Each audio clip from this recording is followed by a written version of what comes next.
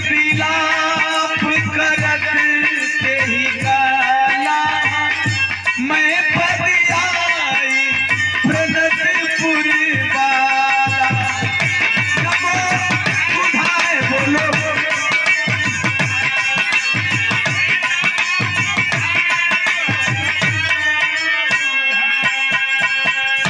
चौपाई रखी अंगने में फूल फूला गे नवाए ननदो बाजेला बधैया दुअरे पे। जब लड़का जन्म लेना सब तब गवाना, जब लड़कन का बियाह गवना हो जाए तब का गवाना। अरे नदी भौजिया दोनों एक समौरिया दोनों कपिया पर देसिया।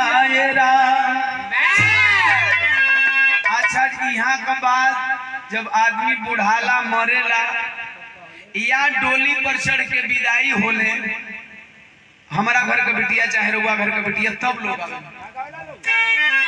कि अरे रोवे नहीं हरावा के लोग गए संगतिया। निर्गुण और सगुण, निराकार और साकार दोनों दुल्हनों के लिए कहा जाता है कि अरे रोवे नहीं हरावा के लोग ये संगतिया विधवा करवले पिया हो।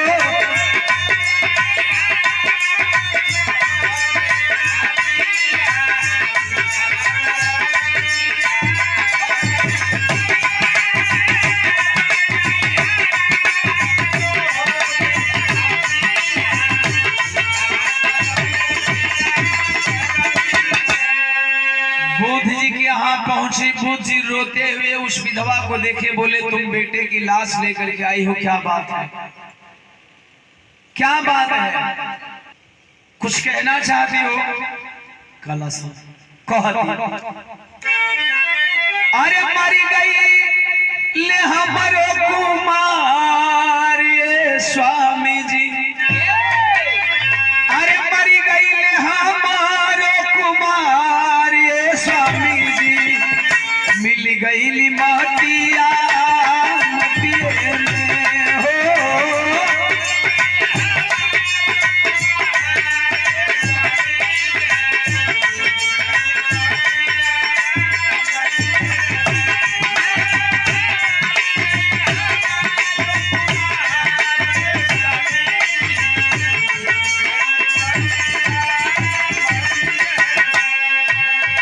जरा ध्यान हो, जितने तेरा बेटा मर गया तो भारत की रीत है, भारत का रिवाज है कि मरे हुए लोगों का संस्कार होता है।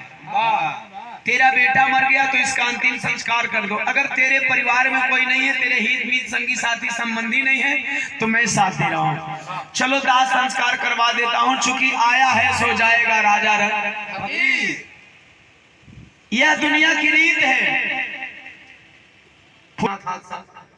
उसमें मैंने देखा कि जे अमर कथा सुनावत रहे वो अमर हो गए, अमर होके कोना कोना में रहला सनम के पते नहीं चले।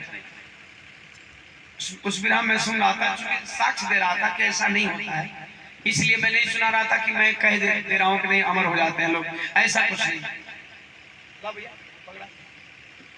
ध्यान दे, बुद्ध जी ने कहा जो मर गया, जो जन्म लिया उससे मरना है,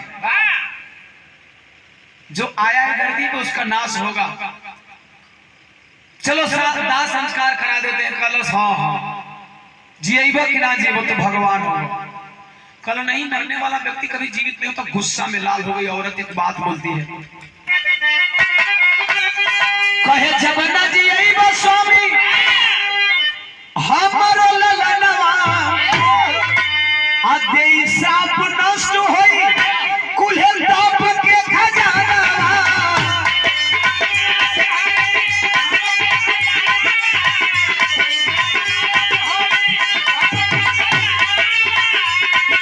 अरे नमवा पर हंसी संसार ये स्वामी जी, नमवा पर हंसी संसार ये स्वामी